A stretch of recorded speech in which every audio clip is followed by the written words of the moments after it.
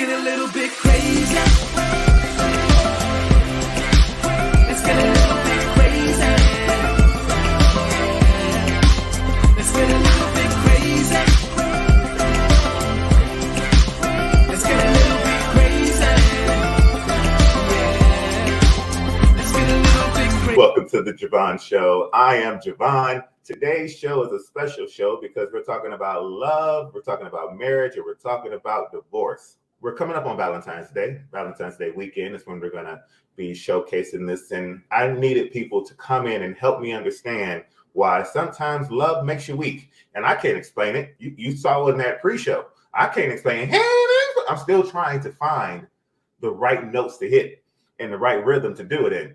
But even though I can't explain it, I have people that can explain it. So we have an amazing show today. But this is what I need you to do. I need you to right now like the show.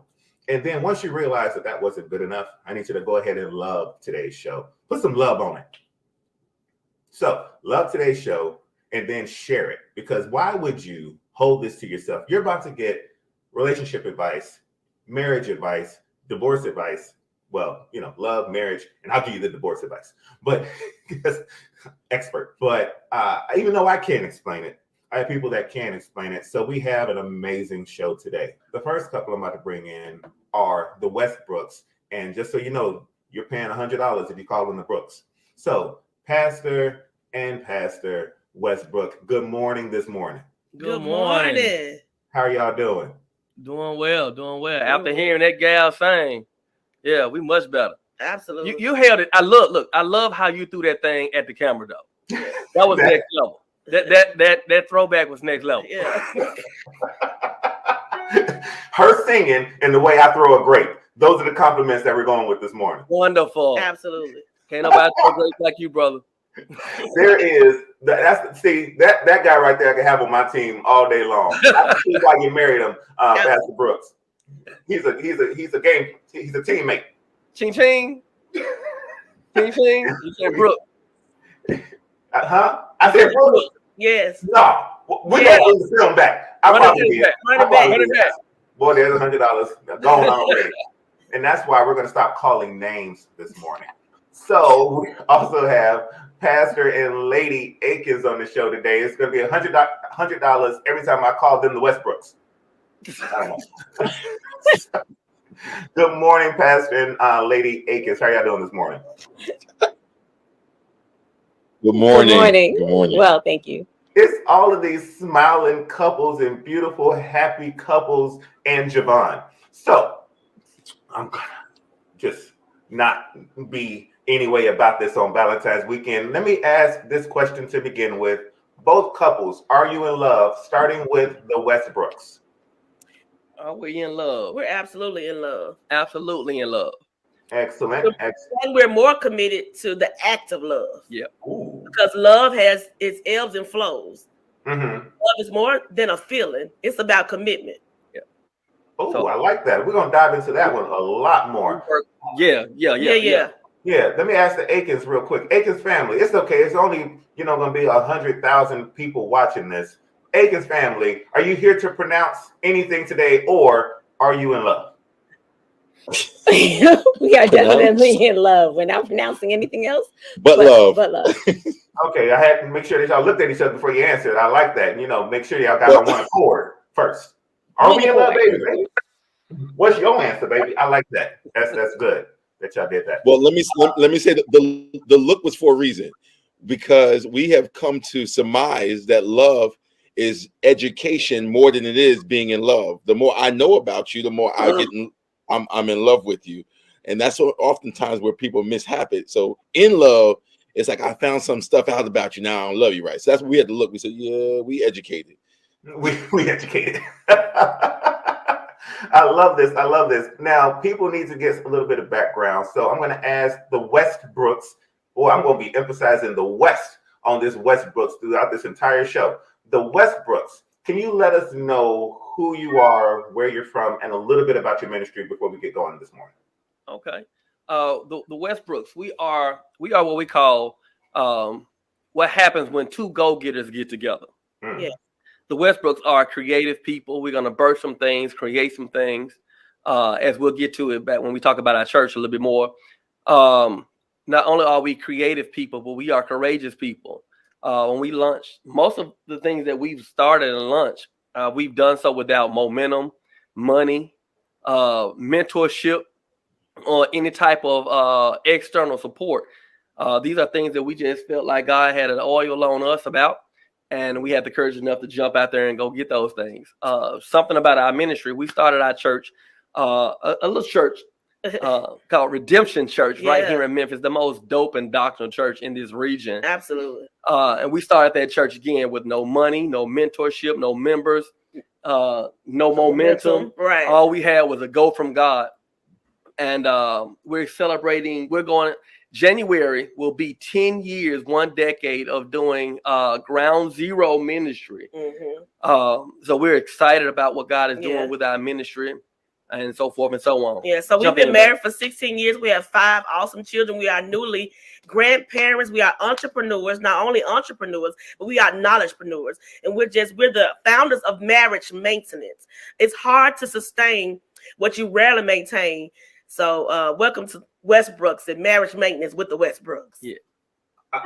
Oh my goodness. I am so excited about today's show. We're going to be covering so much stuff, and it is great to have such knowledgeable and energetic and passionate people on the show. Akins family, I cannot wait to hear you all's story. So please share with our listeners and our viewers, who are the Akins? Well, we are the lead pastors of Triumphant Life Church in Oceanport, New Jersey. And we started about, I guess it's been like 18 years now.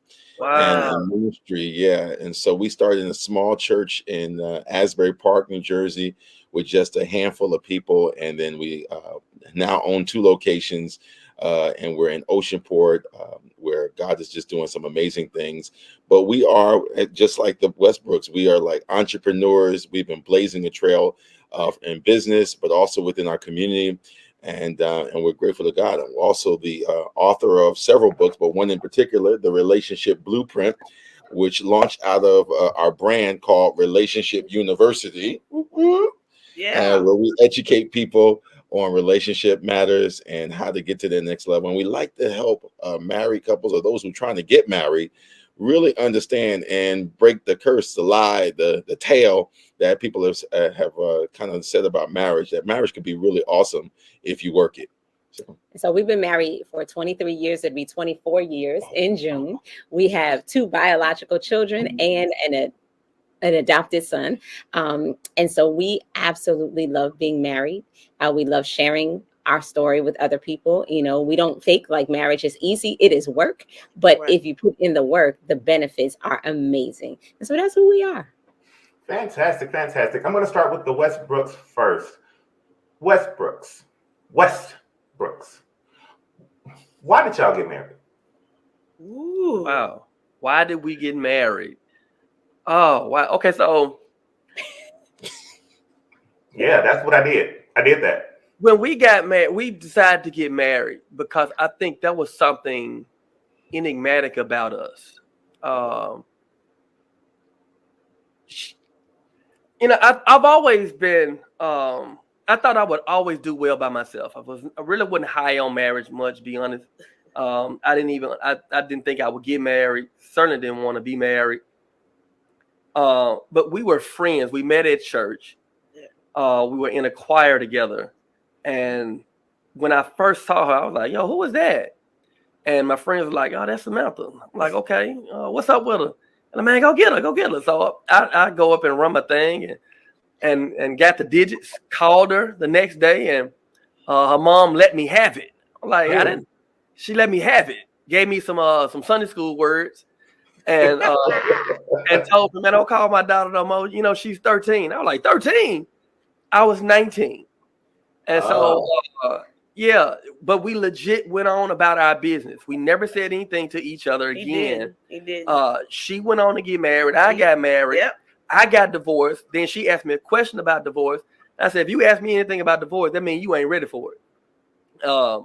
she, I guess, went on, did her thing, and she got on getting divorced about a year or so later. Mhm. And we were still singing in the same church choir. Again, never crossed any inappropriate boundaries. And one day she was getting ready to go on a date or something at the choir rehearsal. Yeah. And we used to always get together after choir rehearsal. We had a pretty good choir. Got together after choir rehearsal, and she was getting ready to go on a date. And I found myself getting jealous. And I was like, "Oh man, you can't be telling me that I fell for this girl, right?" So I already said I didn't want to be married. Now I'm coming out of one and interested in somebody else. I was like, no, I ain't trying to go down this route. But it was something about her that I instantly knew. I'm talking about when we first started kind of dating. I knew I wanted to marry her. I really can't tell you what it was. I just knew she fit me and understood me. Here's this guy with all this potential, but she had plans to my potential. And I begin to see not just a life with her, I begin to see destiny with her. And I knew, and then God was shifting me in the ministry at that point in my life. And so I knew my life was maturing, and I saw destiny with her. And once we really began to confirm those things, not only did I see destiny with her, I saw a life of ministry with her. So even like she can't leave right now if she wanted to. Like our lives are too tied together. Like, ain't nobody out there as good as me for you. Nobody out there as good as me for you. And so I love that. She spiritually fits me. She emotionally fits me. She psychologically fits me. In every way she fits me. I would be okay, but she makes me better. That's beautiful. Beautiful. Lady Akins, why did you marry Pastor Akins? That's so loaded. You know that, right? Yeah. Right. So he is cheesing like so hard right now. I don't even have to look at him. So literally, so we were best friends for 10 years. You know, we both dated other people. I swore I was gonna marry somebody else. But this is who I hung out with. I'm 3 years older than him, so he always tried to call me his sugar mama, whatever. But literally, I had moved back to New Jersey from Virginia, and we were sitting talking, and the Lord literally said, he is the one. And I literally said, hey, I gotta go. I'll talk to you later. And I jumped up and left. I went home. I was actually dating a millionaire. So in my mind, I was like, Lord, you got to be losing it, because he lived at home with his mama, and he worked for the bishop, but you know, I'm about to get a house built. Working is an option. Are you serious? But I went home, I prayed, and the Lord showed me that my destiny was tied to him. So literally, I broke it off. The same time that I was breaking it off with the guy that I was dating, he called, and he wasn't dating his ex, but you know how you still got them strings attached. And so he was like, listen, I've severed all ties. And we literally, I had moved home in June. We were engaged in August, and we were married the next June, because we understood that our destinies were tied together and no one could be better for each other. And so I married him because the Lord literally said, he is the one. And I absolutely, absolutely love him. Well, I need to put a kind of like a comma in there, because what she left out is the important part of it is that I told her she was mine. She left out an important part that success, a very important part, that success is not an event, it's a decision. And so I said to her in those young years, I said, listen, I believe our success is predicated upon our connection. And with that, we are in history right now. Come on. You had to throw that in there, y'all. That is beautiful. That is beautiful. Let me go ahead and tell my story about why I'm single and divorced. Story's not nearly as good as you all's. I was married, and we realized that we didn't like each other like that no more. And so we got divorced. And now I'm single because I'm busy. The Westbrooks. That's my story. Westbrooks. That was a phenomenal story. Pastor Samantha, when you saw him and you were going through your divorce, were you looking Was there a moment where you said, no, I'm going to stick through this because I'm invested in it? So I'm going to stay in this marriage. I am not, under no circumstances, getting a divorce. And what caused you to change your mind? And I'm going to ask real questions now. Now that I know I've got two real couples on here that will be willing to share and really get into the conversation, I want to know. So I got divorced because we didn't like each other no more. Why did you? Was there a point where you wanted to stay married, where you decided I'm going to stay married, and now you know what, I'm going to go ahead and get this divorce, and why? I'm going to start with Pastor Samantha. Okay, so for me, I was really, really young, and I was not anybody's wife at that time, and he definitely was not my husband. I don't play the blame game because I'm just as much to blame for that first marriage. I was young. I really was a kid. I didn't know who I was at all, so it really wasn't a time. Like people talk about grief from a divorce. I didn't experience that. It was more like, woo, a relief more so than grief. So I never thought about staying. I want to because we did have a daughter, maybe a little bit, but that just was not enough to keep us together. So for me, I think that, and I teach this to women now, you have to know who you are. I didn't know who I was or what I wanted. I was super young, like young, 21, 22 maybe. So I was not ready to be married, was not prepared, and he was not my husband. I was not his wife. So it was not easy, but it was smooth for me to get a divorce. I was kind of like you. We didn't like each other. We were not compatible. It just wasn't that. You know, back in the day, the church used to teach you, it's better to marry than to burn. But they don't teach you, hey, you need to pray, be with the one who God has ordained and predestined for your life, though. It's two-sided. Although it's better to marry than to burn, it's true, it's accurate, it's incomplete. But I guess I'm confused. My question comes in, though. Okay, so you were married to the man, and you were like, I just don't like him no more either. What feels different now being married to Pastor Westbrook that didn't feel then? Okay, when we started, I feel like I found love. Okay. I knew God showed me like our purpose was tied together. Our destiny, our lives, our future was tied together. So I could feel God telling me like he is the one and you are the one for him. And I'm going to produce something magical. I'm going to produce something great and impactful that's not just going to impact y'all, but you're going to be impactful for other people. Like seriously, I did not know love before we started dating. I really didn't. I was a spoiled girl, came from a well-to-do family. I never had even fixed a man's plate before. Didn't know how to cook. Because I thought, it was just all about me. I deserve to be catered. I'm the prize, which I still believe that. But relationships should be reciprocal. And Pastor Westbrook, I want to get the same question to you. Once she saw this killer smile, it was it. It was it. It's hard to resist it.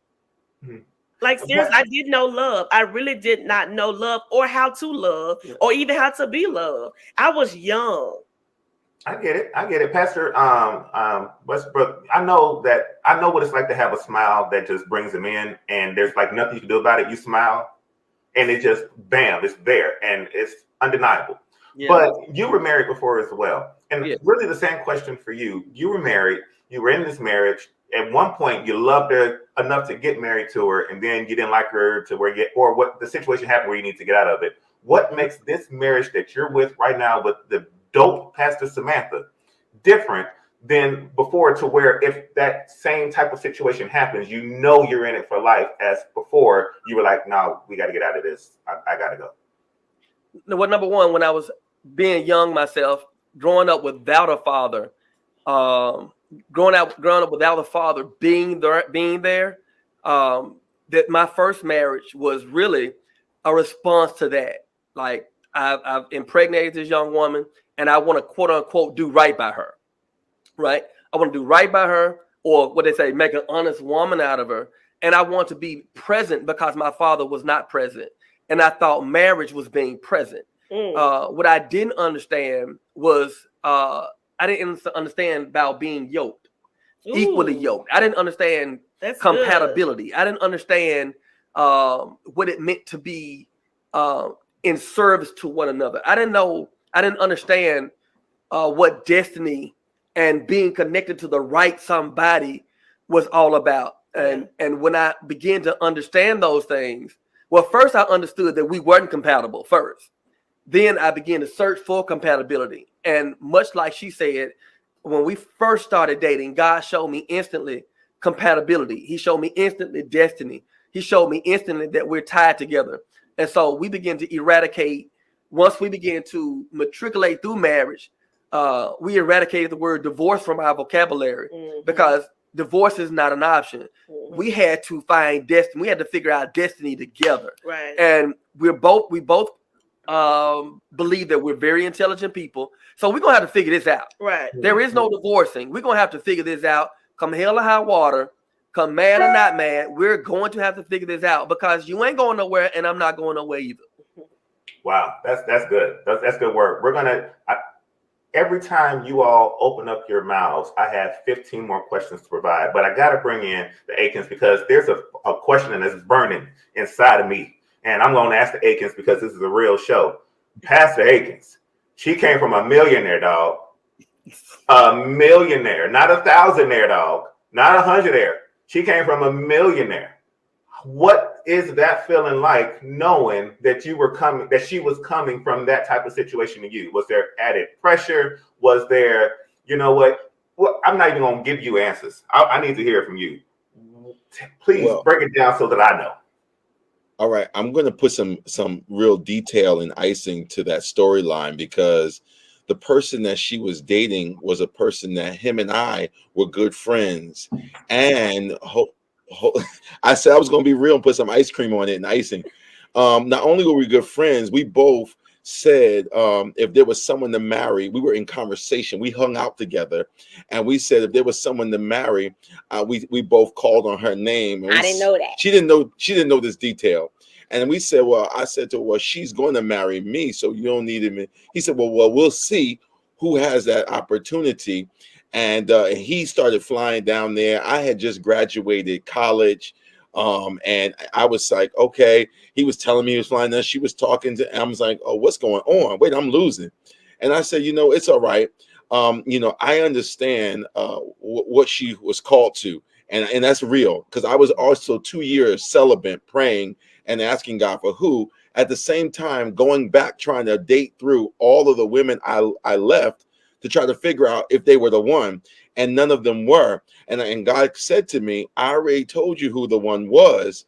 So when God gives you a really assignment, when he says something to you, money does not match what God puts in the lineup. When God says it, it's like, okay, God, you said it. So I literally just picked up the phone and called her. So here's the details of that. When she was dating him, I called her and said, hey, what did God say about the situation you're in? She came over. I looked her in the face. I said, what did God say? Go home and ask God. She went home, and that's where the storyline, the detail picks up, where she said God spoke to her. And so to answer your question, you don't have to match money when you have the mindset that God did something. So money does not match what God does. And I had that assurance of that, and I just rested on that laurels, and here we are in the storyline of life, and we are good friends with that individual to this day, because he understood the greater picture of God. He cooks for our church at times. He does amazing things, donates, and that relationship has not been soured, I should say, at all. But when God does something, money don't match it. If I was around, don't get it twisted. He would still walk around home and be like, I won. I won. So but he's right. Our relationship with him is still amazing. He respects it, and he said to me, thank you for doing what God called you to do. So me and Nikki are both mouths dropped right now. So I could call up Beyonce and say, Beyonce, God told me that Jay-Z wasn't the one for you. You need to come through and live in this apartment, this 1-bedroom apartment with me in Urban. I could say that, but Pastor Lady Akins, what made you believe it though? You know what? Because one, I'm Holy Ghost filled. And my desire was to please God. At that time, I was already on a fast. And I don't proclaim to be so deep, but I was on a fast.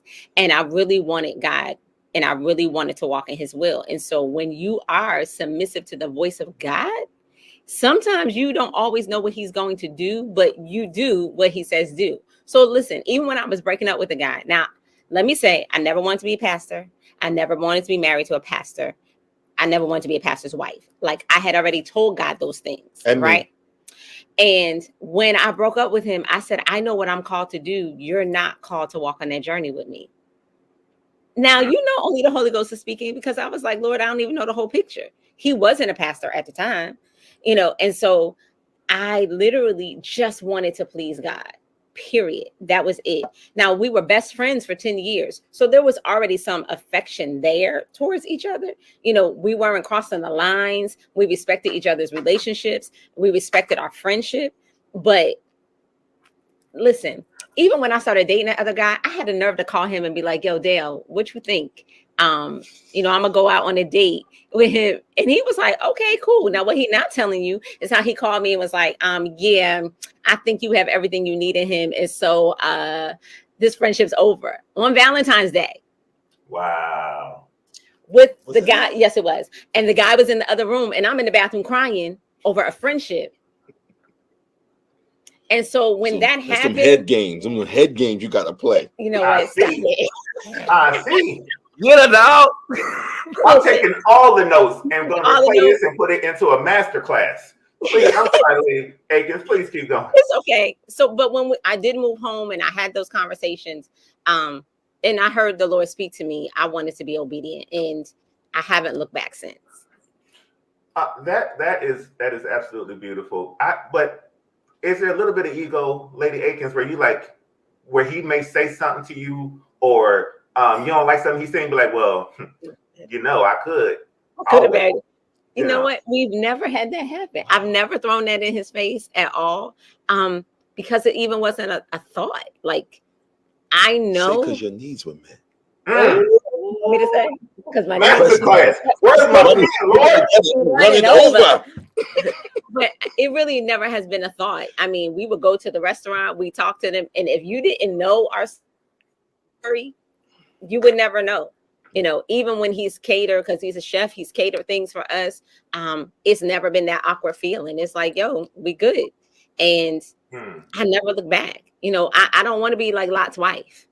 Okay. So you keep moving forward. That's what was. Right. This is what is and is to come. Amen. I'm going to ask each of you the next question, and then I'm just one by one, starting with the Westbrooks into the Akins family. Yes, not East. Westbrooks. We're going to make sure that we put that on there. I don't know why my brain wants to, and even right then, I still wanted to say Brooks, like as if I got the money to pay for it. Here's my question. So once you decided that marriage was going to be what I'm going to do with this individual, what were the steps that you took for yourself to get yourself prepared for this marriage? And I'm coming with the Westbrooks first, as someone who was married, divorced, about to get married again. What did you do for yourself to get yourself prepared to make sure that this was going to be a lifelong commitment? And then Akins family, again, like you were saying, you know, God sent me this person. I know that this is the person for me. What did you do internally to prepare yourself for marriage, starting with the Westbrooks and then into the Akins family? For me, I had to first acknowledge and come to a clear understanding that I did not know how to be a wife. And as far as my family background is filled with entrepreneurs, filled with creative people, very highly successful people, but divorce is a deep part of the DNA of my family on both sides. So I did not have a role model, a tangible role model, like this is how a wife's supposed to act. This is what a wife's supposed to do. So Holy Spirit literally had to teach me how to be a wife. But I had to first acknowledge that I needed the help. Like, God, you have to show me, because I don't know what I'm doing at all. I love this man. You know, I'm in love with this man. I want this marriage to work. I know you called us together, but I don't know what to do. So I had to do some self-reflecting. I had to get in his face, like, for real, show me how to be a wife. And he did just that. So that's the very first thing I acknowledged. I ain't know what in the world I was doing. I knew how to get degrees. I knew how to make money. I didn't know how to be a wife. And so after I acknowledged that and submitted myself to God first in that area specifically, that's when, you know, things began to shift for us. For me, God took me on a personal 7-month seminary. Literally, it was one. I remember one conversation. He does very seldom does he speak audibly to me. But this one time he told me, like, listen, you're not moving. You're not taking another step until you go through this entire Bible. I was like, what? Like, yeah, you reading this whole book. And it wasn't really about, I think that was the first thing for me in terms of dedicating. I had to dedicate myself to what I heard God say. And I began to spend time with him. And I think he was pulling me into ministry, confirming ministry for me, because I wasn't preaching prior to that. He was pulling me into ministry. I knew that there was a higher calling on my life. So the first thing he did a few years, about maybe a year or so before we started dating, is he called me to a higher level of living. I thought that was a call to preaching, but he's like, no, I just need you to live different. And during this 7 month, it was just, I would wake up and go to sleep to God. I would wake up and go to sleep to God. I was transitioning from the military at the time. And so they didn't really have me doing a lot of duties. I would wake up in the morning, read, go to PT, come back, and I would sit in my room and just study, just read and study. And after I finished reading the Bible, I would go to the library and just pick up books, Miles Monroe, Joel Osteen. I was consuming everything I could, and I'm hearing God speak so crazy during those times. And I was dedicated to that voice and dedicated to that moment. And God was just kind of ironing some things out for me, because if I was going to be in this relationship, I could not be anything like I was in my prior relationship. My prior relationship, it was all about me, completely selfish. What I want out of it, what I want to do in it, what I want to be around it. And in this relationship, God was doing something on the inside of me that was allowing me to be a better person for her, because she has too much in her for me to just allow her to be my wife. I know I have to find how I'm going to support her. I have to find ways to I would tell, like, she can't be just no first lady sitting with a little pretty hat and a couple of people around her. No. She has so much more in her. And I had to be secure within myself, because she's going to garner more attention than I do. She is an instant firecracker. I'm more subdued. And so I had to be internally, spiritually secure enough to be able to handle being her husband. And God has such a sense of humor. I just want to add this, is that I am my dad is a pastor. Both my grandfathers were pastors. I used to pray as a little girl that I never marry a pastor. I was the oldest of 5 girls, so I was like my dad's boy. I was in the pastor study. As a young girl, never. I wanted to love God, but did not want him to preach. So God didn't call him to preach till after we got married. How about that? I think it's fantastic that both lady and pastor were saying how they did not want to be first ladies and weren't planning on being pastors. So this is for the women that have been praying to be a first lady or to be a pastor. My name is Javon Martin, and I guarantee that there is absolutely no chance at all. So if you're looking for a pastor, you may be finding me. I just want to put that out there. Akins family, back to you all now. The same question. What did you do to prepare yourself for marriage? Yes. It's funny because I'm listening to their story and I'm going, oh my God. There was no spiritual. No, I'm I literally had to go through and cut off all these women that I was connected to, so to prepare myself for marriage. I mean, that was the preamble of it, and then there was some spiritual. I took a 2-year, celibacy, vow of celibacy after I cut everybody off. But the preparation was, I know what I did not want to be. And so I had to make a decision to develop myself to be who I wanted to be in this marriage, in this relationship. I have my history, and she knows it. I was a polygamist, and I was in the sense of I had multiple relationships. That was like normal, and they all knew about it. I was not one of those ones that was secretive, I would say, hey, I want you to meet so-and-so, that we're in a relationship and we want you to join the process. And so I had to really make a mental shift to prepare myself for marriage, to say, hey, this is what God wants. This is the design. And I had to personally shift and ask God to help me through that shift process. Yeah, that's how he was. Thank you for confirmation. I'm just saying. And I was friends with him. So, there was a standard that I set. So like his friends would be over. I'd be like, yeah, I'll talk to you later. That ain't my life. I ain't down with you. Love you as a friend, but I'm going home. So for me, I had to, one, walk in the fact that he was not my ex. And not even just a millionaire, but I dated someone else for 7 years before that, and that he was not my ex. He was not going to be and treat me like my ex. So there was some other personal healing that I had to do, as well as in my family. I'm the youngest of 6, but I'm the only one between me and my mother and my father. So I saw divorce on every level. So we made a commitment that divorce was not an option. I don't come hell and high water. We're going to work it out. We're going to figure it out.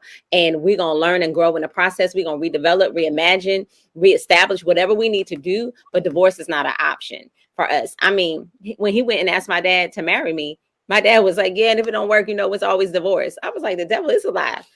Like, whose daddy says that? Mine.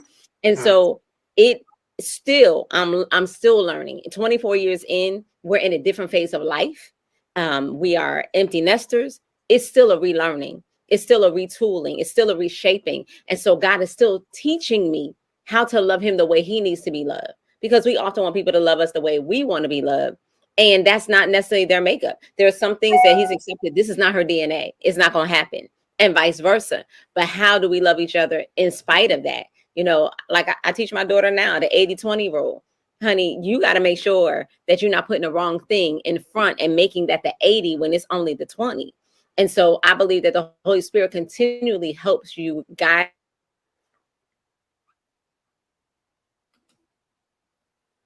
I think so for us, the first thing was like, yo, that ain't even an option. They not invited to the wedding. We don't keep friendships. Those. And then he was saying, well, these are the things that I need, and being able to have that communication.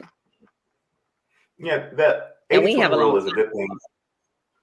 Yeah, I love these stories, but it feels to me like the only way, because I've been divorced, so it's the only way that I'm going to be able to stay married is by being super duper holy and going into prayer closets and stuff like that. Because I'm gonna let you know, I love the Lord because he heard my cry, and I've been in church, all 44 years of life.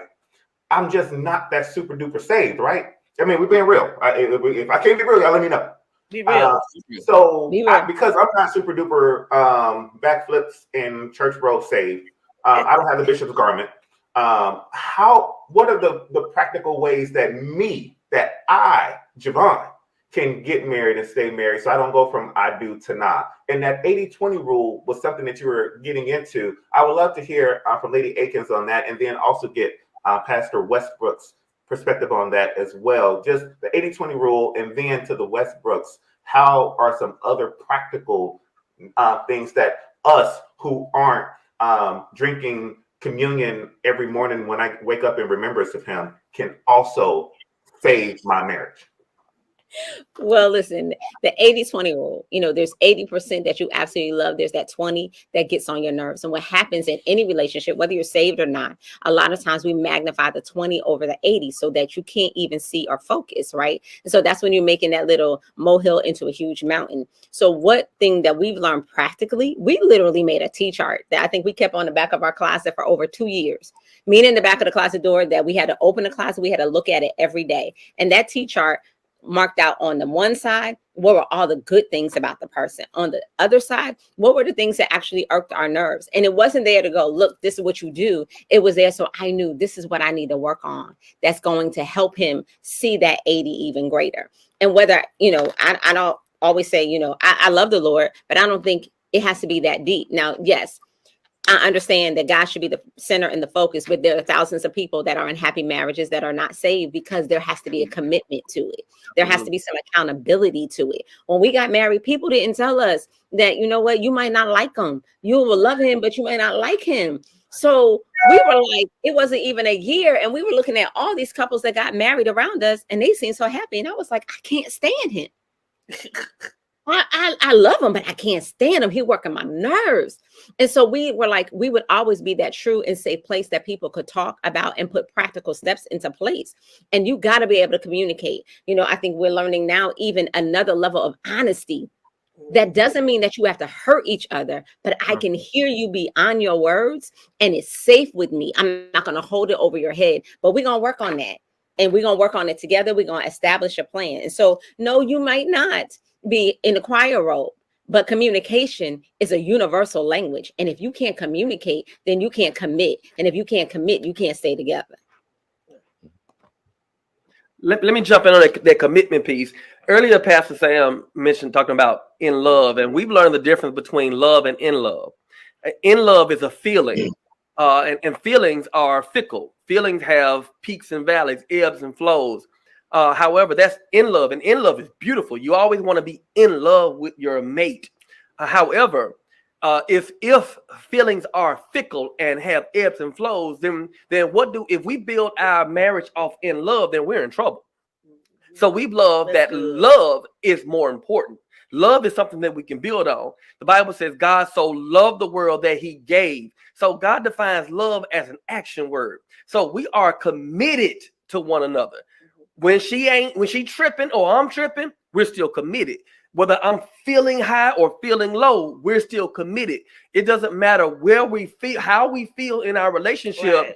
We're committed to one another. And as Lady Akins mentioned, there are millions of people who are very committed to a lot of things that's not necessarily Christian. Mm-hmm. So it's the level of commitment is where we're focused on. Mm-hmm. I'm committed to the act of loving her. I'm committed to the act of serving her. I'm committed to the act of being only with her. So I don't care if she ain't feeling me or I ain't feeling her or how fine somebody else may be. Fine ain't got to do with it. And fine has nothing to do with my level of commitment to my wife. And that's where it is. And again, I don't think you have to be Christian to be committed. You can be committed to whatever you want to be. You can be committed to not loving the Bible.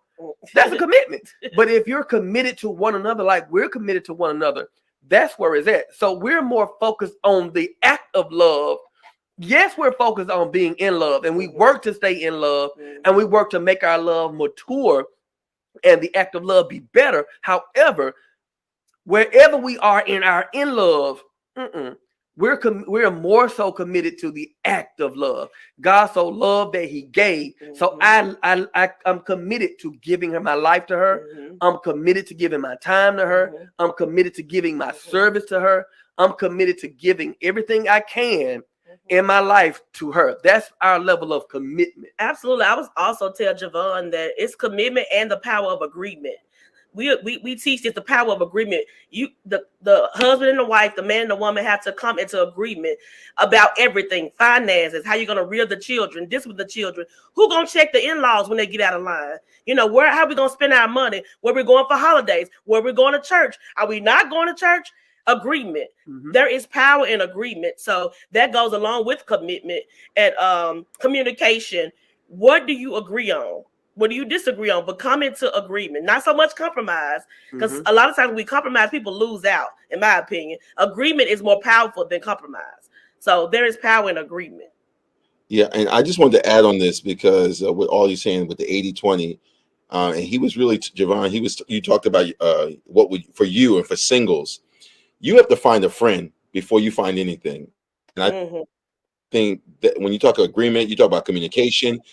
We're friends. Like, we're really friends. We really are friends. Like, we work together, we go home together, we cook together, but we're friends. Before we are, I want to say before even the marriage aspect of it, we were 10 years of friendship. And so if you're single, you're looking, how do you find that right thing? You got to find a friend first before you find a lover, because we like the lover part, and that's always what messed up. You want to love, get in that love, and you want to do it and screw it and get all that first. The problem is y'all ain't really friends. And so if you get the friendship right, then guess what? Even when the love making ain't right, you so good of friends, because it was 3 months. We ain't even do it because we didn't like each other, but we was friends, and we was able to be in relationship, and that was the 80-20. Now we got out of that. That was a long time ago. But the fact of the matter is, because we were friends, we were able to go through that storm.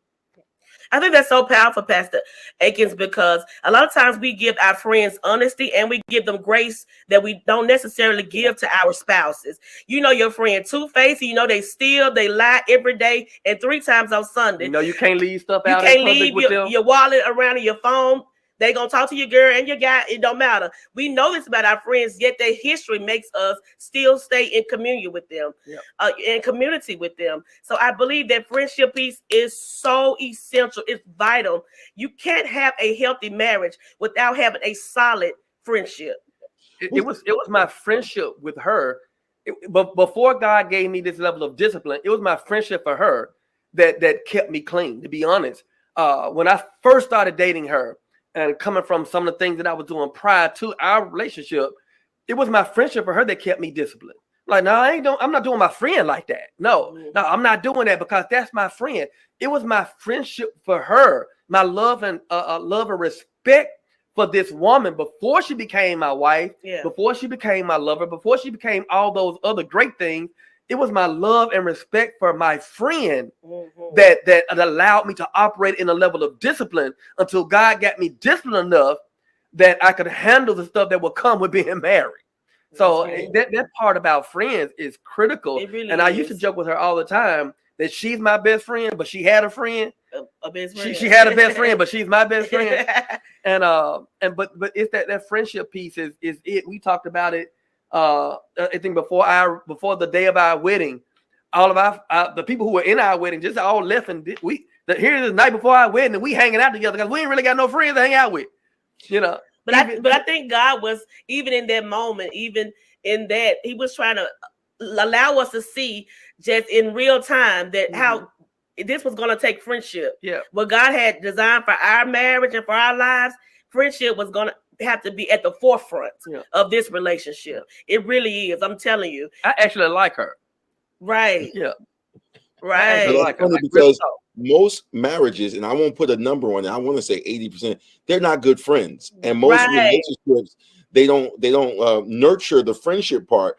And so when everything else starts breaking down, and let me just say this, let me put it out there, because most people in marriages can't be real honest with the person they're married with. And because of that, that's where marriages break down, where I can't tell you, look, I like it freaky. If you can't give me freaky, then we got a problem. Or, I like it this way.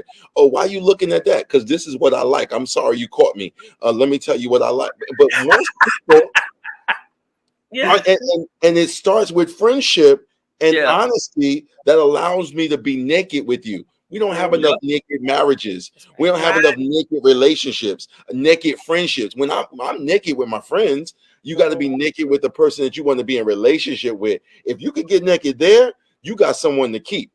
Yeah, absolutely. Let me say this as well. You talked about being naked and being honest. A lot of times, when we counsel and got a lot of couples, and the women oftentimes say, I want him to tell me the truth, but can you handle the truth though? Are you a soft place to land? We have to be, as women, I'm speaking specifically to women, we have to be a soft place to land. Yes, you want the truth, but are you gonna tear the club up, tear the house up, tear the church up when He gives you the truth? We have to be a soft place to land and be ready to receive the truth. Yeah. You have to be able to operate in a level of grace, the same grace that you want. You have to be able to extend to them. I used to tell him all the time, you're not vulnerable enough. And then I had to go back and apologize and say, I wasn't vulnerable enough to make you feel you could be vulnerable, and that plays a big part. And so when you get the truth, being able sometimes, and it's funny, we were just talking a couple weeks ago, and I was like, I'm not responding because I'm receiving what you're saying. And I'm processing what you're saying because I want it to be safe and I don't want a reaction.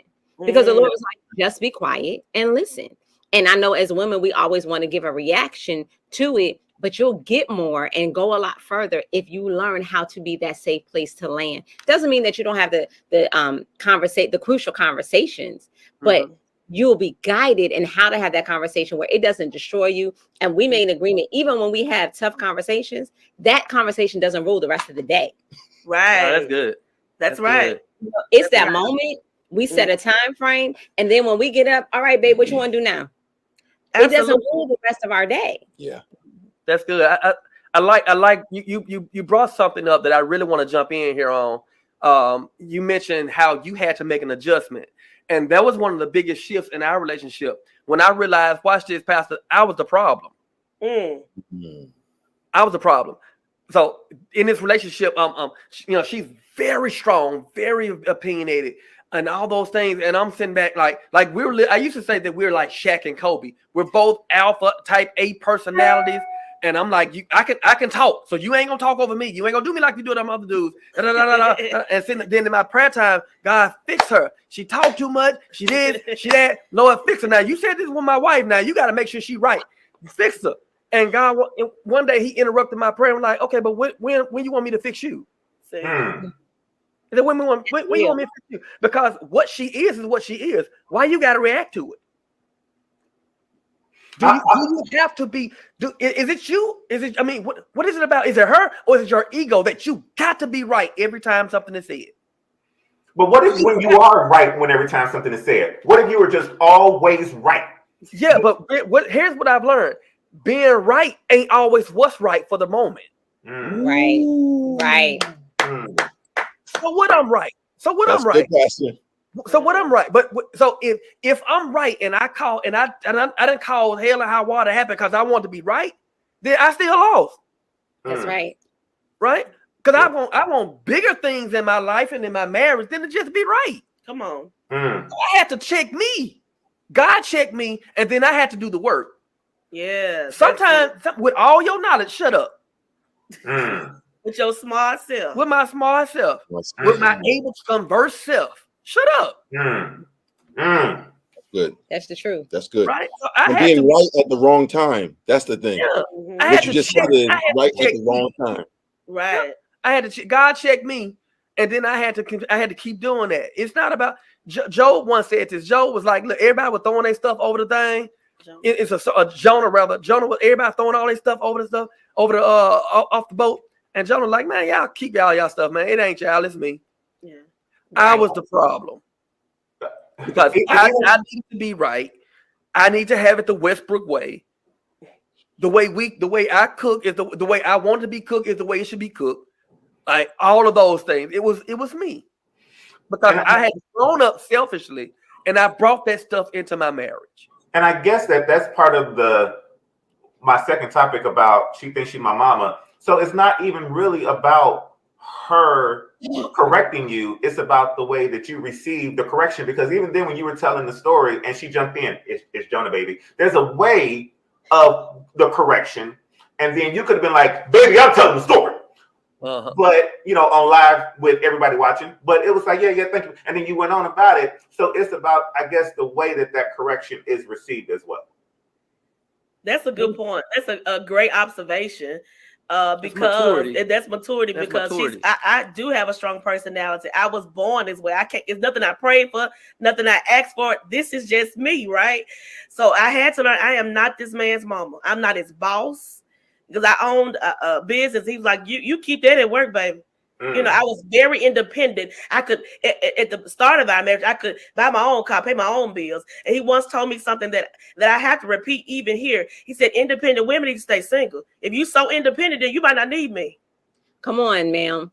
He got me all the way together. Do you hear me? I'm like, wait a minute. No, I ain't saying I don't need you now. Right. I ain't saying I don't let it. That ain't what I'm saying. But you're acting like But I was acting like yeah. Even then, even in that moment that you just pointed out, I've learned to be soft. It's Jonah. Versus, you wrong. It's Jonah. You see the difference? I conveyed the same information, but my tone and my heart posture has softened. But not only that, my willingness to hear her correction, my willingness to hear her opinion has changed. Where I value my intellect. I don't know. I respected her for being that, but I don't think I valued it. I had to learn to value her voice, value her intellect, value her love enough for me to say, okay, I love you, but you could have done that better. Pastor, I'll ask her a question after I'm done preaching because I know she's gonna tell me the truth. Everybody else gonna be like, Pastor, you preach, you bless me. Yeah, they lying. A lot of them be lying. You know, because they don't know how to respond to a preacher. So they just always give you the, ooh, Pastor, you bless me. She gonna tell me the truth though. Like that was good, but in this point here, I just thought I ain't get that. She gonna give me the truth what most people want. And I've learned to respect that and honor that voice. So when she does say something, I know where it comes from. And I'm mature enough to receive it. The more I listen to y'all, the more I realize that I got married way young. So let me tell y'all this. I was a praise and worship leader and a choir director at my church. And my wife, ex-wife now, wife at the time, was one of my section leaders. So she was in the choir and she, you know, beautiful, nice voice. But she was opinionated. So we would be in choir rehearsal and she'd be giving opinions. We'd be getting ready for church Sunday morning, giving opinions. On the way to church, giving opinions. While I'm directing the song, giving opinions. After church, giving opinions. And what I'm hearing you saying is it was my fault for not being mature enough to receive all these opinions instead of what I believed then and what I'm going to go ahead and admit to still believing now. She was given too many opinions. Shut up! Two things can Sometimes. be true. Two things can be Two true. things can be true. And You know, so I want to know, Pastor Akins, I'm tearing up because I'm so emotional because I'm still hearing her opinions in my ear right now. My question, Pastor Akins, is what did you do to prepare yourself to hear Lady Akins' voice when she's giving her opinions so that maybe, because I know what Pastor Westbrook is going to say. He's going to say, go to God and pray and find my closet. And I don't got a closet that I want to go to because I just want her to stop giving me all about the part on total praise. I know what the part does, Felicia. So, Pastor Akins, what did you Tell Felicia bye. prepare yourself to be able to receive all of the opinions that were being presented to you? I feel better now. Therapy, Lord. Well, yeah, you got that off your chest. Right. So I think it was different for me because my mom was extremely strong. I raised in single. My mom is still very strong. So it developed something in me that I had to identify. She helped me identify, and I had to be able to adjust to. And she had to be able to adjust to because growing up with a strong mom, I became even stronger and bolded. So when I make a decision, my decision had to have a lot behind it, and I had to be able to back it up. And so it created a little vibrato in me, a little, lion in me. So even though she was strong, I'd come stronger. And we had to learn I had to learn the balance of being able to hear her voice.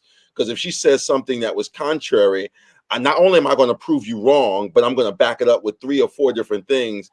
And it created something. Now, I need you to know we have never had an argument ever in our marriage. I've never raised my voice at her. She's never raised her voice at me. We've never had a tone. I'm sorry. I'm sorry. I'm going to let you finish. No, it's the truth. We don't. That was one thing we committed to. Now, when we first got married, I tried it. As well, you should. You should test that theory. You can't argue by yourself. See if they're crazy. Right. So wait. No. We have crucial conversations. Okay, so y'all argue. Okay, good. Y'all do argue. Okay. We don't argue. We have strong disagreements, but we have learned time and tone. So even now, if we're having an intense conversation, I will pause because I know I can't raise my voice. Ooh. Now I can be blunt and he will give me that space. Okay, say what you need to say. So, and if you need to fix it or correct it after it comes out your mouth, it didn't come out right and vice versa, then we'll adjust it. But it was important to us that we respected each other enough that I didn't do that screaming and hollering, and he wasn't doing it to me either. We've never called each other out our names at all. And now because we super deep, it was just something we committed to. No, that's super deep. It's super deep. We're not going to. No, but she had to learn how to talk to me too. And I was getting to that she had to learn how, because if you said something the wrong way, then I'm going to prove you wrong. And it created a problem. So if she wanted to correct my sermon, if she wanted to correct something, she had to say it in a way. And basically it was like, can I offer some advice or can I, I don't know how to rephrase. She had to rephrase what she was saying because to me, I was not really acceptant of that mama stuff because my mom was strong. So when I stood on a whole different platform that I had to learn how to come down because she is the Holy Ghost to some of my stuff that I need to be able to hear. Yeah, that's good. Yeah. Because his mother was so strong, his mother was very, no, that can't happen. So I had to learn how to present it in a way that even if I felt it should be a no, I had to learn how to present it in a way to say, well, babe, did you think about this, this, and this? You know, and then he'll go, oh, I didn't look at that, or no, you know, down to even some things we do at the church. I'm like, well, how much did you want to spend? Because these are the options, you know, as opposed to saying, no, we can't do that. That's too much out the budget. Yeah. You know, so I had to learn how to rephrase it. But what about those women that be like, no, I'm just keeping it real. I'm just telling them how it, TI, whatever that used to be in the 90s. They're rude. And they should stay single.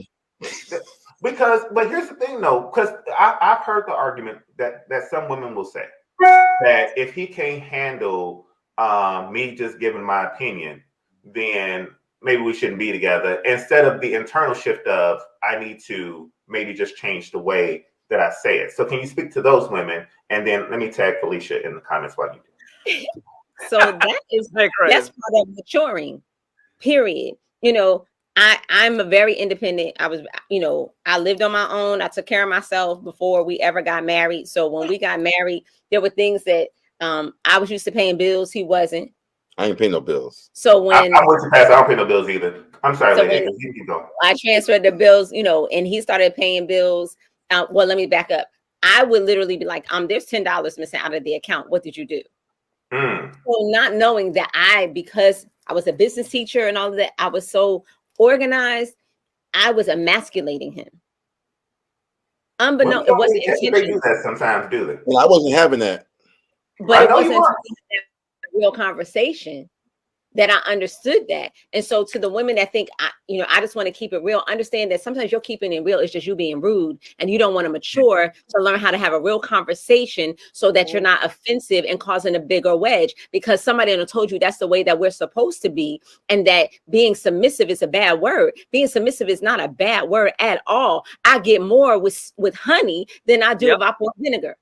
Yes. And so we have grown up that, you know, especially as a African-American woman, we've had to do it all. We had to prove ourselves. But when I come home, and that should be the place that I could be like, you know, babe, I love you taking care of me. I'm so grateful you take out the trash and I don't have to do it. I'm so glad that you go put gas in the car. I don't have to do it. So what do you need? You know, we think that that's being strong. Well, that's not really being strong. That's using defense mechanisms that you had to use out in the world, and you think that's going to fly in your marriage. Well, it can, but you're going to have a toxic marriage. And we're not looking for toxicity. We're looking for wholeness. That's good. That's good. That's good. I'm done. Yeah, this is so good. A lot of times, because women have had to be so strong, we've had to be single mothers and get it on our own, get it out the mud, grind. We take those same traits into marriages, and they do not work, right? We look at it as a badge of honor to be. I can pay my own bills, yeah, but I'm just being honest. Now my husband pays all the bills. I like you better here. I like you better here. Like, seriously, all that independent and strong Black woman, I'm gonna do it by myself, has no place in a marriage. If you can do it by yourself, then do it by yourself. And what I've learned with most men have to fight the world and fight every day of their lives, fight because we're just Black. We have to fight so much that we're not willing to fight for the kingdom in our own home. I'm not willing to fight to be the king in my own house. I refuse to do so. And so I think those things tend to happen. And I think what happens is, if you're rooted in being that way, he may not fight you. You may win all that stuff, and you get the way you get it, and you can run the house and get all the stuff you want to go on, get girl trips and shopping sprees and all that good stuff. And as good as you look, you're gonna find him next door with the girl who looks 10 times worse than you, but she knows how to treat him. She knows how to speak to him. She knows how to make him feel like a king and honor him. People, where they're not honored, they won't be long. When you do not feel honored, you will not be there long. It's about honor, right? And not only is she my wife, I want to honor her. and I want to be honored. And one of the things that we had to learn in our relationship is that this is our relationship. It ain't your anniversary. It's our anniversary. It's Valentine's Day for me, just like it's Valentine's Day for you. Absolutely. So when you want to come home to a bubble bath and roses and balloons, how you think I want to come home sometime? I want you to consider me the way you want me to consider you. Absolutely. And we honor that with one another. We're trying to outserve one another. Yeah. That's I don't want to give her a reason to dip off. Right. And I remember going and being in my marriage and her saying, you know, you're patient with everybody else when they're giving you opinions and when they're doing this, when they're doing that. Why aren't you that way with me? And I could understand a little bit of that perspective, but it was also the fact that they weren't giving it to me 12 hours a day. I didn't want to be over embellishing and saying 24, just 12 hours a day. I wasn't getting advice from them, but I think it was also the way that they were presenting it. So I definitely, I get that. But we know that it's not always about the man feeling like she's acting like my mama. There's also moments where maybe the woman will say something to the fact of, you're not my dad. But it's not just the, you can't tell me what to do type of situation. It's also the, how does a man, or I want to make sure I'm asking this question in the best way that I can, because, you know, I'm the one doing the interview and I'm asking the question. When the woman has expectations based off of what she's been accustomed to, and the woman's comparing then the husband to those expectations. So I want to ask, starting with Pastor Westbrook, when you were finding a man, how did you, or do you compare that man to the male figures that you had? And was there a point to where you were like, okay, I need him to be like this, and if he's not being like this, then I need to correct him to be like this? No, sir, that really wasn't a struggle of mine. Like I said, I did not want the pastor. I did not want the preacher. I did not want what I had seen, if I can be completely transparent. I did not want that. I wanted kind of the opposite in most instances. I think the only thing that I brought into the marriage was I don't pump gas. I didn't pump gas. My dad pumped our gas. And I'm like, I'm not touching this. He said, look, if you about to run out, you better stop at the gas station. Now, he takes care of it most of the time, but don't run out waiting on it, though. You know what I'm saying? So I really didn't struggle with comparing him to the male figures who are in my life. That wasn't my struggle, if I can be completely honest. I got you. And I think I still kind of hear it a little bit, even in the answer about the gas, though. So I think that there is a part of the answer that I'm trying to get to. Okay. So if he said, you know what, I don't pump gas, you need to pump the gas yourself, and you're saying my daddy pumped my gas, you need to pump my gas, doesn't that kind of fall in line with that? And how do you get past him not doing those things that your daddy did? Well, that's only one thing, I guess, and he does it. So, but I get what you're trying to get at. But what if he didn't? Right? It's kind of like his mom was an amazing cook. When we first started dating, I couldn't cook eggs, nothing. He taught me how to cook. He said, look, you're a cute girl. I love you. But I was born in the 70s. I don't eat out. You're going to have to eat out like that. You're going to have to know how to cook. That was a prereq before we got married. He taught me how to cook, right? But I can't do it like his mama. So I think that's where the agreement is. Yes, I'm going to do it. I'm going to put forth an effort, but I ain't your mama, though. Just like he can't be my dad. I get that point. Lady Akins, did you ever come across that with your husband saying, you know, I have this expectation of you, this is where you need to be? Oh, yeah. Definitely. You know, and now 24 years in, there's some things that are still not me. But we have made our own workarounds. Why are you smiling like that? I want to get an answer. That's all. We made, you know, he's like, okay, if you're not going to do that, then let's work on a solution to get it done as long as it gets done. So we, again, the 80 and the 20, what's most prevalent, you know, and what's most important. So, yeah, so there were some things, you know, I am not his mama. She is very meticulous about some things that I'm just not doing. You know, and so I can remember early on, like when we first got married, she used to come and walk through my entire house every time she came over. And I was like, yo, am I under inspection? Not all the way through. Yes, she did. Yes, please continue on. What were you saying, Pastor Akins? Your mama didn't do what? She didn't walk through the whole house. I think with that's a little with the exception of my bedroom. Yes, not the we did. bedroom. She like maybe walked around. Again, there's if we only certain going in the things- living room, you didn't have to go everywhere else. Well, But things where she knows how I want them, so she was going around like you hear it, right? You like hear it. You like hear kind it. of like You putting hear things it. in order. You hear it. Let me go to a point that I put in the No, chat. no. Being real and transparent, right? And so, and I love her. Don't get me wrong, I do. But there are things that we are still working out. That he wants certain ways, and there's things that I want certain ways. I've never said you're not my daddy. However, I have said I don't need you to preach to me. And I guess you would say that sort of was like when my dad would give those kind of speeches. So I used to be like, don't preach to me. Let's have a conversation. I don't need a sermon on this. The one thing I admire is I never had to worry about if he had a hustle or if he was, and I say hustle because when we first got married, when we had our daughter, he had lost his job. I was a school teacher. And when I came home, he stayed with her, I think for the first 5 months. And then when I came home and it was nice enough, he was like, okay, yeah, I'm, taking the last step we have. I'm buying this truck and I'm starting the lawn care business. And so one thing, he always has been a provider. He's never been one that's going to sit home and just not do. So where my dad would say, okay, I need an honesty check, I could always say, no, my husband has. I didn't have to go to my dad and say, Daddy, can you loan us money? Because my husband was always going to find a way to get it done legally, get it done. And so I never had to do those attributes, in that sense. That's good. And I did cut you off, Pastor Akins. What were you going to say? I just wanted to make sure that I try to inflame that more and show that there is nothing in this world that's going to tear this up at all. Yeah. No, I was going to add, and I kind of put it in there that marriage normally fails for two reasons. High expectations and limited training, or you not prepared. And you don't prepare yourself for it. And so when it comes to this daddy, mama type of thing, ultimately, it's about expectations.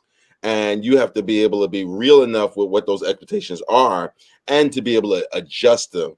Now, once I realized that, okay, she's not going to be my mama, I had to adjust some expectations. And let me say this in a very plain sense. Oftentimes, you're looking for someone that if your parent is good, your mama good, your dad good, you're looking for someone, whether it's unconscious or consciously, you looking for someone that's there or better than your parent. If you're not, maybe you didn't have a good parent, but that's ultimately what you're looking for unconsciously. Yep. So the expectations I placed on her were unfair because my mom is a totally different breed. Raised me, she had me when she was 16 years old. She's a whole different cut. And because of that, I can't put those expectations on her. And vice versa, her dad was a financial guy. He went to the same job every day. I'm an entrepreneur from the beginning. She met me. Now she's an entrepreneur. She was a school teacher. Now she couldn't imagine teaching school because she's a business. Her mind is business. But before she went, you got to go get that steady paycheck. I'm like, no, we're going to make that steady paycheck and we're going to make it happen. And I shifted her a little bit out of the expectation that everything had to be an accountant-like experience. Let's make it happen. So. That's good. Did you have any follow-up to that, the Westbrooks? No.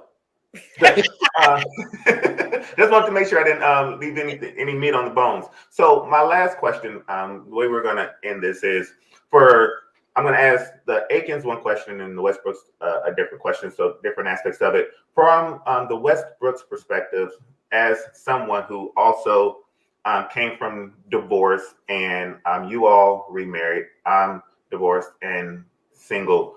What's the bit of advice that you would give and we talked a little bit about this, but I want to just dive into it just one more quick moment. As a single divorcee trying to go and thinking about getting married again, what advice would you give for my preparation and to make sure that I guess ready? How does one know when they're ready to get back into it? And you know what? Since I asked long-winded questions, I'm gonna try to make this as simple as possible. I don't know if I ever want to get married again. And if I do get married, I know that divorce is an option. So, let's try it. Well, maybe if the next one don't work out, then Mrs. Martin number 4 might be the one. What advice do you have for me? Okay. Don't look for it. Be found serving God somewhere. All right. Be found operating in purpose. What's your purpose for living? Maybe right now your season is not to be married. And so what is your season? What is the season of preparation? Is it preparation for your purpose? Trying to figure out who you are, trying to unpack some of the things that you contribute to for the demise of your marriage, right? What things in you can be better? Even if you're wrong, there's something God, if you've been wronged, there's something God is trying to communicate to you, right? In everything, there is a lesson, right? Retrieve the lesson from the time that you were in, right? What is it about you that could have been better? What is it about you that could be different? What is it about you that can grow from the space that you were in? And then and make that your season of preparation. Maybe you never get married again, but maybe it caused you to be a better person. Because I think in trying to go into a better space with bitterness, they don't really coexist well, right? So moving into your better, get rid of every bit of baggage that you had, right? Unpack That's some of the good. stuff that maybe the reason why you couldn't receive some of her opinion. Maybe it was abundance of it. Maybe you just had a short It fuse was a too. lot. It was a lot, Pastor. I believe you. You shouldn't right? wear that red shirt during that interview. Right. Okay, I'm gonna wear the red shirt anyway. So you know what I mean? Like, so Yeah. what is it about you that could be better? And so moving into whatever God is taking you to, whether it's just your career or whatever, maybe it's not about marriage. Maybe it's just being a better you. Yeah, and I also say, understand that one is a whole number. You're not looking for someone to complete you. Only God can do that. We're looking for people to complement us. Yeah. Also heal. A lot of times we go from relationship to relationship and we're not healed. We're still broken. Looking for the person to mend our broken pieces, heal so we can pick better. Because we talk about how bad the ex was, but you chose him. You said I do. So or you maybe asked. maybe you didn't hear God. Yeah. Right? And so if we say hurt people, I want to argue that healed people heal people. Yeah. That's good. That's real good word. That's real good word. Akins family, Pastor Akins and Lady Akins. For those who are in a marriage right now and they're going through a rough time and they're thinking about, you know what, we said I do, but divorce, it is right there. It's only going to cost $20 to $50. It's only $50 if you're on government assistance. Why should they stay married? You know, I think it's several reasons. One, you need, let me just give this advice: get help. You know, sometimes you need a rescue. Sometimes you need someone else to hear the story, and a third party is a good entry point to begin to talk through. Because generally, and I think Pastor Westbrook said it, generally it's you that's the problem, not her. And generally it's she's the problem, not, and you have to deal with, and vice versa, right? You have to deal with yourself in a marriage that ultimately will allow you to heal and kind of go to the next level and where you think you're headed to. But if I had to give a reason why, I tell you what, you're better together. And I don't know where you are in your process, but it's cheaper to keep her. I don't know where it is from a standpoint of you navigating through life. But if you figure out, if that's your friend, you'll be best with that friendship, navigating through the storms. And I found out, this is just us, 20-something years, when you get through every stormy place in your marriage, the marriage gets stronger if you got through with God. That's right. Well, listen, I say he don't want to give up that favor. The Bible says, he that findeth a wife findeth favor. Hey! Okay. And I'm his favor. All right. And so you don't want to risk that. But I do believe in getting counseling. I do believe in working through it. Now, as long as somebody ain't beating your brains in, I'm not telling you, we just talking about regular marital disagreements. Right. There are going to be disagreements. There are going to be high times and low times. But if you can wave out the storm, you got to keep your eyes focused on the end goal. You know, I know our end goal, leaving a legacy to our children, making sure they understand healthy marriage, making sure they understand how to communicate, making sure that I'm leaving stuff for my children's children. It's an end goal. And the enemy's job is he wants to destroy and cut off and abort what's yet to come through your relationship. And so that means my daughter would have daddy issues because my daddy was with my mama all this time and then he left her. And then my son is like, well, I really don't need a woman because it didn't work out for my daddy. So it's a bigger picture.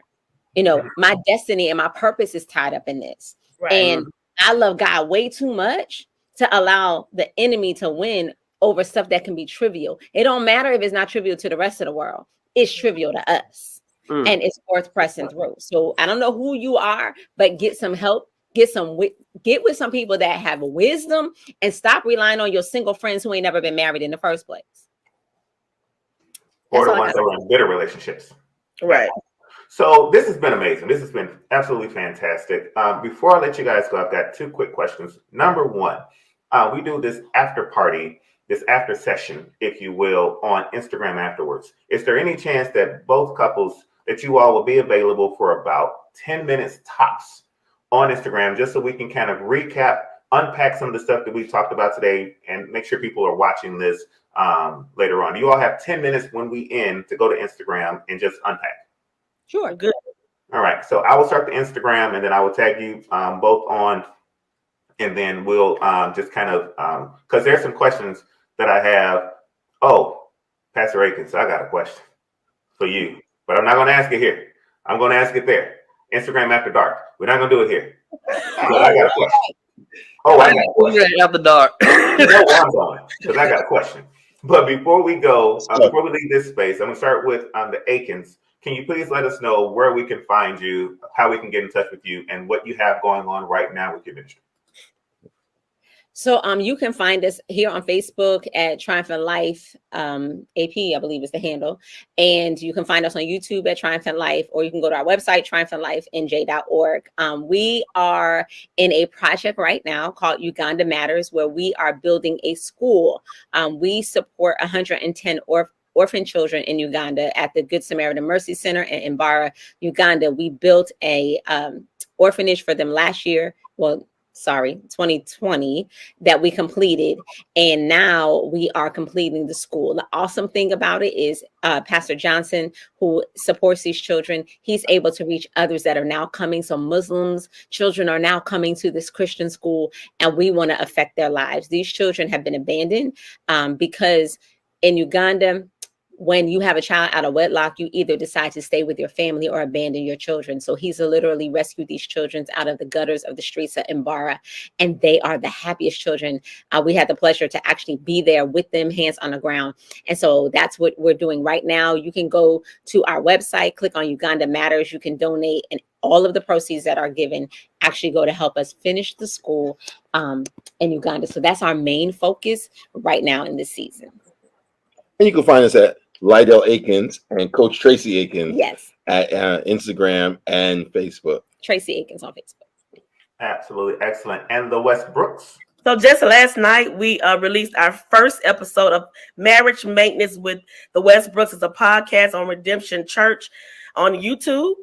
You can find us. Somebody put this in the chat at www.marriagemaintain.com. Listen, with the Westbrooks, we talk about everything from the bedroom to the bank account. We're really out here trying to help marriages be strong and healthy. How can you find us?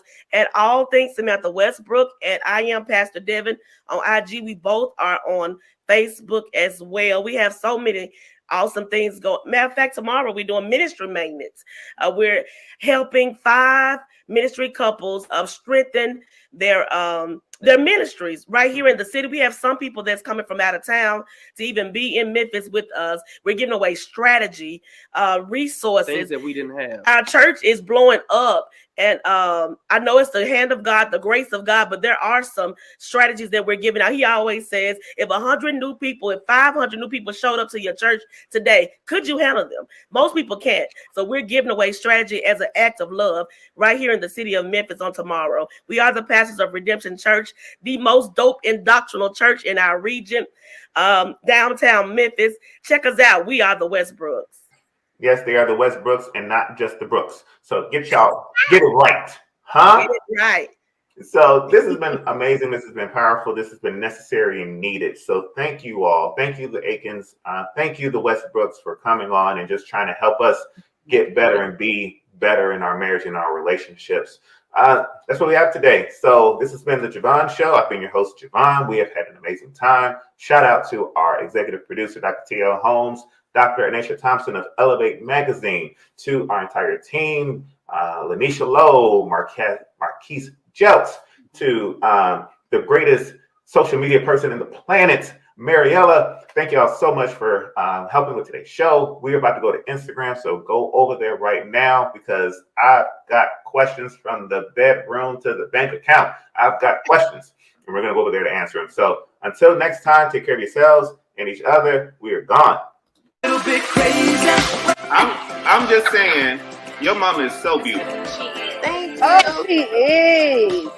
And I will make a great stepfather because I raised my kids well, right? And I'm in need of a stepdad. You are in need of a stepdad. I'm in need of one too, but you might not. You really need a stepdad, Leah. I do. Okay. Anyways, that's enough. We gotta take over the Javon Show.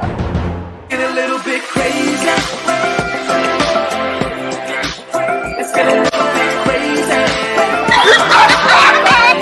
I didn't know. Let's get a little bit crazy. We gotta take over the Javon Show. Let's get a little bit crazy. Yeah. Let's get a little bit crazy. But I can tell you this. tell them. I'm talking to you. Your platform Yes, will ma'am. expand.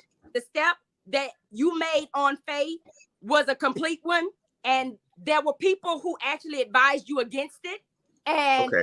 It's scary. they made you feel totally crazy and asinine for stepping out on faith. But God said, because you stepped out on the water, Peter, Jesus said, I'm going to meet you there. And those who are expecting you to sink, tell them they in for a rude awakening. I also see sponsors. Yeah, they're Thank you, coming. God. I say go to sleep at night because you go to sleep stressed, tossing and turning like, oh my God, is it going to work? Did I make the right decision? Blah, blah, blah, blah. God said, go to sleep. I got you.